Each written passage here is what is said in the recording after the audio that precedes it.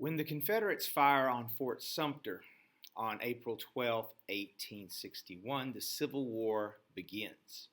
Now, as the war begins, both the North and the South have certain advantages, which give them an opportunity to win this war. The North has by far a larger population with 22 million Yankees. The South, on the other hand, has about 9 million people, but about 3.5 million of those are slaves, which means for a while they will be forced to help the South. But as the war progresses, we're going to see a number of them escape, and eventually many of them will join the Army. By the end of the war, 20% of the Union Army is made up of former slaves. So really it's 5.5 million people versus 22 million. Big advantage for the North. The North has the factories to make the weapons. The North has the transportation, trains, ships, good railroads, good canals, good roads. They can move equipment and supplies and people anywhere quickly. The South has major difficulties with transportation. This North has money, recognized currency around the world that people will accept. The South is going to have to establish theirs, and that's going to really cripple their ability to get the supplies they need. On top of that, the United States has a large Navy, and it will get larger and larger as the war goes on, whereas the South will struggle to build any kind of Navy. Eventually, they'll have to try to be creative, building ironclad ships, and even for the first time using a submarine to sink a ship during war. But their innovation will not be enough. They will never be able to challenge the supremacy of the Yankee Navy on the rivers and ocean. And government.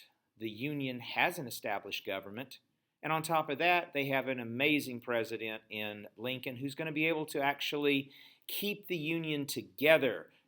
Republicans and Democrats and some who were totally against the war, and they're going to be losing for a number of years, and yet he's still going to keep them in the fight, still keep them motivated, work problems out, and find a way to finally win. The South does have a few advantages. Being country folks, poor folks, farmers, they know how to ride, use animals, and shoot because they have to hunt. If you're rich, same thing.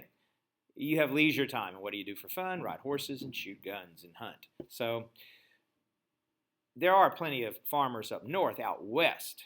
So in the west, there's not much of an advantage. But back east, where a lot of these Yankees are coming from cities, Southerners will have a bit of a head start on becoming good soldiers. Now, eventually the Yankees will catch up, but it will take time. And all of them, North and South, both don't really know how to march and maneuver, and they're going to have to learn that. The South has an advantage in generals. Not that the North won't have great generals like Grant, Sherman, Sheridan, but it takes them longer to find them. The South gets lucky in that they find Lee and they find Jackson and Longstreet quickly. So the South will have generals in place earlier in the war that are able to do the job than the North will. Also, they have home field there, and they can fight a defensive war, and they know the land, and the people theoretically are supporting them. So all of these advantages, if it's a quick war, are in the South's favor. But if the war drags on, the population, the ability to mass produce, and that Navy that can blockade will eventually wear the South down. There's one more Southern advantage, hoped for advantage. If they can convince England and France to enter the war on their side, that could help them win. And England and France would love to see the Union split in half so that the United States can't challenge them as a superpower. However, both England and France have already emancipated slaves, and it's going to be a hard sell to their population. So the South's going to have to win some battles, prove they can win this thing, and then maybe England and France might help. But ultimately, they'll fall short. Now, the North, their main general at the beginning of the war was Winfield Scott, who had captured Mexico City. But he was old. He was in no shape to lead armies, but he did give Lincoln and the military advice before he stepped down. And his strategy was called the Anaconda Plan. The idea is the Northern Navy will surround the South, cutting off any aid and supplies from Europe. However, the South still might be able to get supplies through Mexico. So the second step is cut the South in half at the Mississippi River. and that will deny them troops from the western part of the Confederacy and any supplies that could come from Mexico. And then the Union can focus its troops on capturing Richmond and ending the war. And this will take a while, but the Union's built for a longer war. But at the beginning of the war, neither Northerners or Southerners believe it's going to be a long war. They both think they'll win quickly. No one wants to hear this, and they laugh at it. But ultimately, it is what the Union will follow. Well, as the war gets going, there's going to be two major theaters. One, Washington, D.C. is here. Richmond, Virginia is it's a little less than 100 miles away. Why the Confederacy put the capital there? Well, Virginia was the biggest state, and it was the leading state where the presidents had come from. And quite frankly, everyone thought it'd be a quick war and it wouldn't be hard to defend. But they would have been better off putting a capital way down here in Mobile or somewhere else like they had originally intended to. But instead, they put it way up there right next to the Union, and the Yankees are going to come try to capture it. But ultimately, this will be the biggest theater of the war, where big Union armies and Confederate armies fight. The other area is up and down the Mississippi. Now, there will be scattered battles elsewhere, but those are the major two areas of action. So, as the war begins, the first two battles, the Battle of Bull Run, where the Union Army, about 30,000 strong, confronts the Confederate Army, about 20,000 strong, halfway to Richmond, is a Confederate victory. Out west, there's another small battle at Wilson's Creek in Missouri, and that is a Confederate victory. So the early battles are both Confederate victories. So the North, well, they're kind of nervous. They want to they're starting to realize it's not going to be quick and easy. And they want to get a win, so they're anxious for their armies to get back in the field. But it's going to take time because they realize they've got to organize, they got to better prepare. They had rushed these troops off to war, and they didn't know what they were doing. Southerners had won the battle, but they didn't know what they were doing really either. The Union Army crumbled in defeat and fled to Washington. The Confederate Army went, yeehaw, we got them on the run, chased after them, and they crumbled in victory. So ultimately, both armies will take time to build, to train, and it will be the next spring before we see any more battles. Now, let's take a look at who's going to be fighting this war. The average age of the Civil War soldier was about 25 years old. As the war begins, both Northerners and Southerners rush off to war to fight for their cause. Northerners are fighting to preserve the Union, and a few of them are even thinking about trying to free the slaves. And once emancipation happens and they actually make that a goal of the war, well, then there'll be more people that believe they're fighting to end slavery. Initially, the Union is fighting to save the Union. So it'll be a while before slavery becomes the official goal of the war. Down south, they're fighting for their rights, for freedom from that oppressive government, and quite frankly, they are fighting to preserve the institution of slavery. If you look at the constitutions of those 11 Confederate states, they're very bent on preserving that institution of slavery. That is the main thing that they're trying to preserve because they believe that is the foundation of their way of life. And that is what they want the freedom to have. So they are fighting for their rights. They're fighting for freedom. Every individual's fighting for their own personal view of things. And a big part of what people are fighting for may not be those big picture things. But if you live in a community and the men in your community are going off to war, well, these are my friends. This is my family. I'm going to fight with them, for them. I'm defending my home. So a lot of it's personal rather than those big picture ideas. But that's only going to go so far. There's those that volunteer and go off to war, but as the war drags on and it becomes more and more devastating, eventually they're going to, both in the North and the South, have to institute the draft. And that will not be popular. Up north, it's not popular.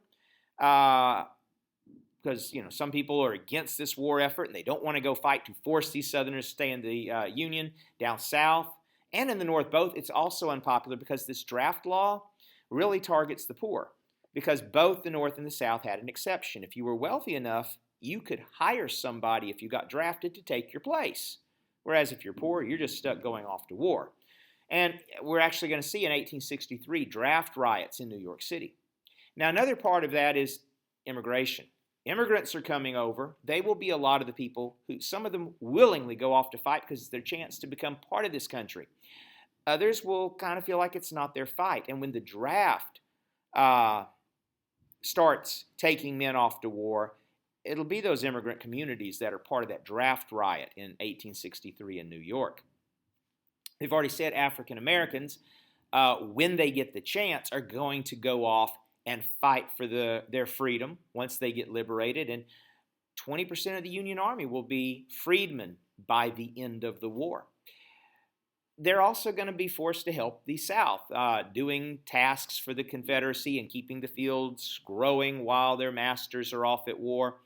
But like we say, as Union armies liberate parts of the South, slaves are able to escape.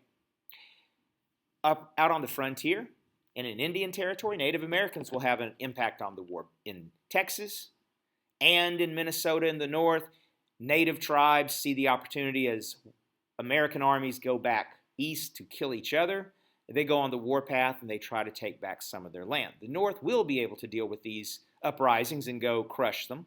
The South will not have the manpower, and so we're going to see in Texas a lot of the frontier cleared because of Comanche raids. But in Indian Territory, some of the native tribes are going to choose sides.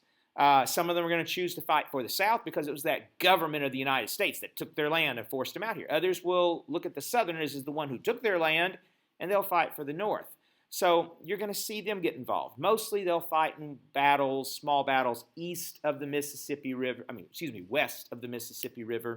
because there are a few battles out there, but they will take part. Women also will play a big role. Women are going to serve, first of all, as spies when they get the chance. The Confederacy needed them to smuggle drugs down south because they're going to be short of drugs. And those big hoop skirts were good for hiding medicines in. Women are going to serve as nurses. Now today we think, yeah, women will serve as nurses because that's a traditional female role. That was not. It was shocking for women to go and take care of wounded, sometimes naked men. That was not acceptable. Women had to break a social barrier here to become nurses during the Civil War and care for these wounded men. It just wasn't appropriate. But women are going to do that in large numbers. And by the time the Civil War is over, that will kind of be the thing that we think is the norm, is that women are going to take care of the wounded. But that was a groundbreaking thing. But some women actually want to get involved and fight. Now, they weren't allowed to. But both in the North and the South, there are some cases where women disguise themselves as men. And like the woman in this picture here, pictured Frances Cleland. She's pictured in her skirt there, but she went off, disguised herself as a man, fought for a while. She got caught. She got sent home. They took the pictures. But there will be a few women that actually make it through the war, fighting disguised as men. So we're going to see people committing on both sides and fighting to try to preserve the Union or to create a new nation. For those that are fighting, warfare is horrific. The weapons that they're using, rifles now, they're still, for the vast majority of them, using single-shot, muzzle-loading black powder weapons, but they're rifles. They shoot much further than they did just 20 years before in the Mexican War. And the tactics are still old-fashioned, where you're massing your troops, marching at the enemy, but now you're being killed much earlier by those bullets. And those bullets, when they hit your arms, hit your legs, and hit the bone, they shatter the bones. And large numbers of people are going to be wounded. And so the doctors are going to have a very difficult time dealing with all these massive numbers of casualties. They don't have time to carefully reconstruct a bone. It's hard to probe and find bullets and remove them, but they're going to work feverishly to do this. But that's going to mean with limbs, they're often going to choose to amputate. And so if you look at this medical kit, it's saws, it's probes, it's knives. It looks like a tool kit, but this is what they use. And quite often, especially for the South, soldiers are going to have these surgeries done on them without any kind of morphine or painkillers or anything to knock them out because they're just out of that. There's that many casualties. And oftentimes the biggest killer in the Civil War is going to be the germs. They don't fully understand how to sterilize these instruments, and they're cutting on one guy and cutting on the next, and they're passing germs from person to person. And it was very common after you had had been worked on by a surgeon that an infection set in, and infections killed a lot of the soldiers. More people died from wounds than were outright killed in battle. Also, people are going to be captured, and on both sides, the tradition was prisoner exchange. The Yankees capture 100 Confederates, Confederates capture 100 Yankees, they swap. And that was good for the soldiers because they didn't have to sit in prison camps and starve and suffer harsh conditions. But ultimately, that's favoring the South. They need more men. Eventually, the North's going to figure out if we don't exchange prisoners, the South will start running out of people, and we'll just keep getting more. Also, there was the issue of once African Americans started fighting, Southerners wanted to throw them back into the fields as slaves. They didn't respect them as soldiers, and the North will protest that. And ultimately, by the middle of the war, the North will stop prisoner exchanges. That means more and more people will end up in prison camps. And as they do end up in prison camps, it's going to be hard to feed them. Conditions will be harsh. People will get sick. People will die. And especially in the South, where they don't have the transportation to move food and supplies to their troops on the front line, much less to prisoners, conditions will be extremely bad in Southern prisons. Now, as 1862 gets going, the main Confederate leaders, the main Northern leaders out west along the Mississippi, they're planning, they're organizing, and they're not doing anything. Back east, General George McClellan isn't doing anything. He's building a big army, but he's not moving, and the North needs a win. Well, there's one guy who starts doing something. He's not the top-ranking general. He's a low-ranking general, but he's got a couple thousand men. And this fella, Ulysses S. Grant, without his superiors having some big battle plan figured out yet, he just says, well, I'm going to do something with my men. And he goes up the Tennessee River, and he attacks Fort Henry, a flooded fort with only 42 guys. They're actually evacuating the fort, but he attacks it. It's an easy victory. It's no big deal. But the North needed a win. And when he captures the fort, headlines, Grant captures Fort Henry, and he's a hero. And he gets a promotion. He gets more men. He doesn't sit around waiting. He takes his men further up the river. He finds Fort Donelson with a couple thousand Confederates, and he surrounds it. And the Confederates had a problem. They had 3 generals in the fort. One wanted to fight by marching out, one wanted to stay in the fort and defend it, and one wanted to retreat. And they argued long enough that Grant was able to totally surround the fort with gunboats on the river and with troops by land, and they were checkmated, and they had to surrender. And he won again. So he gets an even bigger army. And now he marches on down and meets the main Confederate force in the west at the Battle of Shiloh.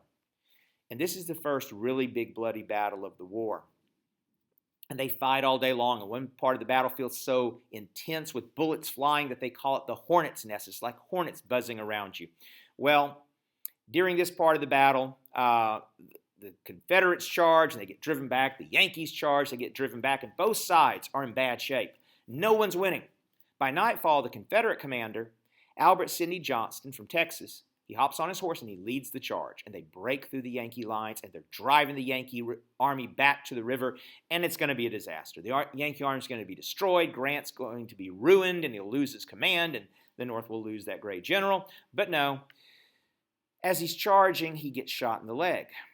And the charge stops for the night. And they don't finish before dark. Now the Yankee army's cowering by the river waiting to be destroyed. And they take the Confederate general off his horse.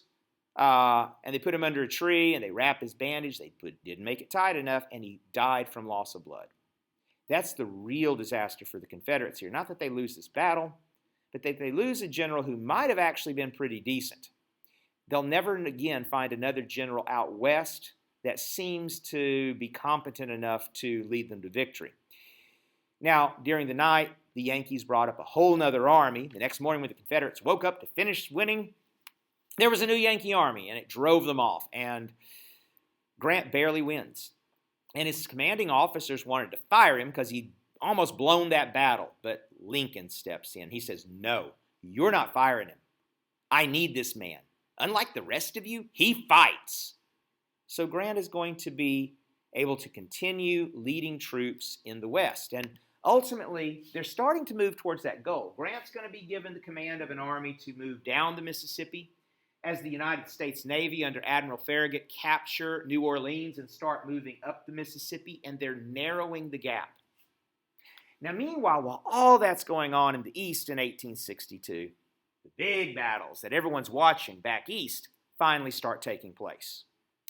General McClellan finally gets his army trained, and he marches south to Richmond. There he meets Robert E. Lee's army. Lee takes command during the battle after General Johnson, who is commanding the Confederate troops, gets wounded, and Lee counterattacks the Union, drives their forces. Really, he doesn't so much drive them back as he just attacks them so hard that McClellan decides, oh, wow, they must have a way bigger army than I thought, which they didn't. And he decides to withdraw back to Washington. He feels like he can't take the town. Lee had basically bluffed him, hit him hard, scared him off. Then Lee marched north, found another Yankee army under General Pope at Second Bull Run, same place they had fought the first battle, and he splits his army. They always talk about how brilliant Lee is in battle, so he has the smaller army. He splits it in half. He attacks the enemy with part of his army. The other part of his army, while he's attacking, marches around, and towards evening, they suddenly appear on the flank of the Union army, throwing them into confusion, smashing the Union army, and the Union army flees. Lee wins a big victory. Now that he's won this victory, he's ready to finish the war. He's driven the two Yankee armies out of Virginia, and now he's going to cross into Northern Territory, win a victory, get the North to give up on this thing, maybe get England and France to enter the war. So he invades. When he invades across into Maryland, he and the Yankee army meet at the Battle of Antietam. It is the single bloodiest day of the whole war. The Confederates attack, the Yankees attack, back and forth, the bodies pile up, and by nightfall, no one's won. But the Confederate army has been stopped. They couldn't win. They weren't defeated, but they couldn't win, and they can't stay there because more Union troops could arrive, and they've got to retreat. So Lee retreats back down south. And this is the closest they've come to a real win over Lee's army. And so this is where Lincoln takes advantage of this win. He declares it a victory, and now he can do this from a position of strength. If he had done it before, it looked like he was doing this out of desperation. But now that he can kind of say he's won a battle, Lincoln says, I'm going to emancipate the slaves. We're doing this for moral reasons, not to try to fool you into thinking the war is about something different so you don't give up on it. He's saying we're winning the war and we're going to free the slaves. So when he issues the Emancipation Proclamation, it really doesn't free anyone immediately. He's only freeing slaves that are in the states in rebellion. He's not freeing the slaves in Missouri and Kentucky and Maryland and Delaware, states that hadn't left the Union. And since the Confederacy controls those other states, well, they're not going to let them go. However, as Northern armies move into the South, now with emancipation, they are freeing slaves everywhere they come across them. And slaves will now start escaping and running towards Yankee lines with the hope of having freedom. And this also will end up leading to them joining the Union war effort. So this is really the turning point of the war. Sometimes we talk about 1863 as the turning point with Gettysburg and Vicksburg, and certainly after that, the Confederacy doesn't have much of a chance of winning. But in 1862, when Lincoln emancipates the slaves, and now the war is officially about ending slavery, it's really unlikely England and France help after that. And the South has been beaten back, and Grant is on his way down towards Vicksburg. So things are starting to turn in the Union favor, finally. But there's still a long way to go, and there's still a hard fight left ahead.